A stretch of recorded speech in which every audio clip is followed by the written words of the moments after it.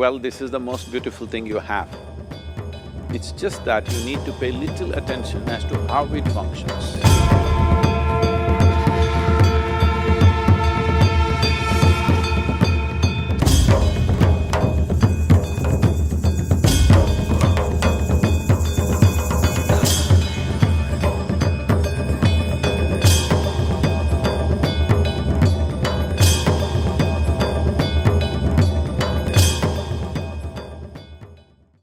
Well, see the way the question is asked and also the way normally it's addressed is, people think there is something called as negative thought and positive thought. They want to remove the negative thoughts and have only positive thoughts. For such people, I would ask them to just experiment for 10-15 seconds. Let them forcefully remove one thought from their mind. For example, next 10 seconds, just don't think of a monkey. Try not to think of a monkey for next 10 seconds. You will see you will be full of monkeys. So what I'm saying is, this is the nature of your mind, because in this mind, all the three pedals are throttle. There is no brake, there is no clutch. Whatever you touch, it will only go faster. In this kind of mind, people have been taught from moral teachers and religious teachers, do not think about bad things. Well, since then it's been a full-time job. So there is no way you can handle the mind like this. This doesn't need any great enlightenment. If you spend 2 minutes with your eyes closed, you will realize you cannot do anything forcefully with this mind. So, I want to remove negative thoughts. Do not ever go in this direction, because what you want to remove will become your quality. Always you will be on it. So what should I do? The thing is this, without understanding the fundamental mechanism of this mind, because our mind, human mind, is the most sophisticated computer on the planet. Even all the supercomputers have come out of this. When this is the case, is it not important that we understand the mechanics of how it functions? One simplistic aspect of how it functions is, there are no subtractions and divisions in our mind. There is only addition and multiplication.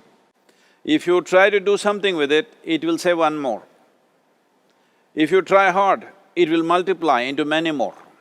In this mind, you don't try to identify what is positive, what is negative and try to remove it.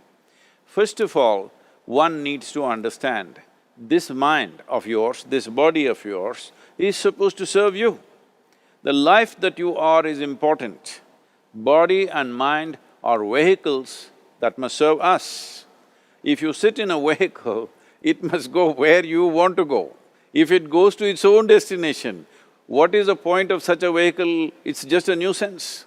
Right now, most human beings are unfortunately experiencing this fantastic possibility of human mind as a nuisance, as a troublesome thing. Well, this is the most beautiful thing you have. It's just that you need to pay little attention as to how it functions. One simple thing is this. First and foremost process is, that's why we put out this process called Isha Kriya.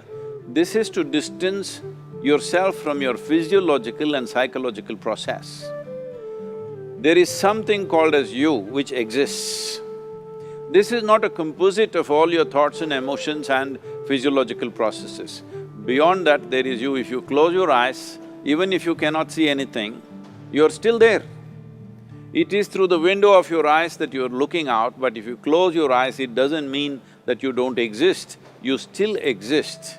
So beyond your thought, you still exist, beyond your emotion, you still exist. So that you, the life that you are, this has to come into your experience. Why is it that you're not allowing that to come into your experience, which is the most significant aspect of who you are? Who you are right now, the most significant aspect is, you and me are alive right now, this is it. What I'm thinking, what you're thinking is not the important thing. We are alive right now, that is the important thing.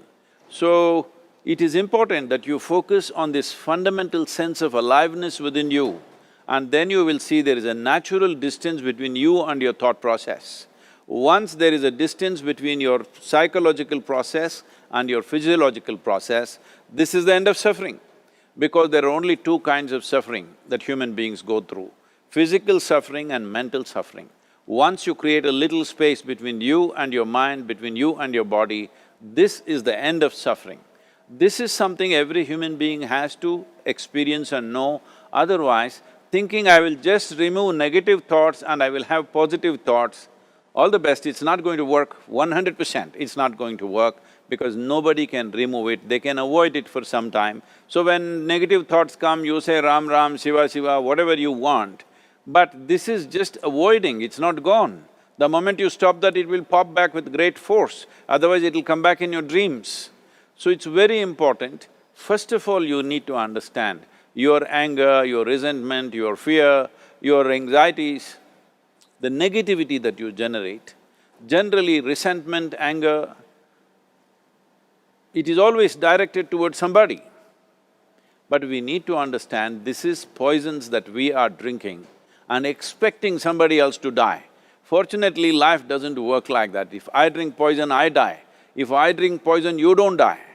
So, we need to understand this. When I say poison, today you can have yourself chemically analyzed. Right now, what is your blood work, what it says? 5 minutes of intense anger, check your blood work and see, there will be lots of negative elements in it, literally you're poisoning yourself.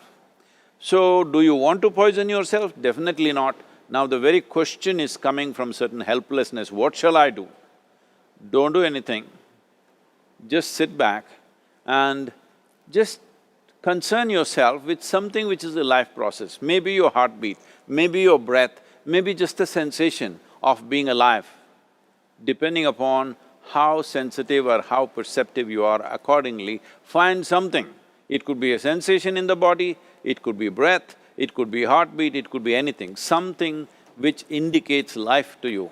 Just pay attention to that for some time. Slowly you will see there is a distinction between what is you and what you have gathered, which includes both your physiological and psychological possibility or mess, whatever you made up.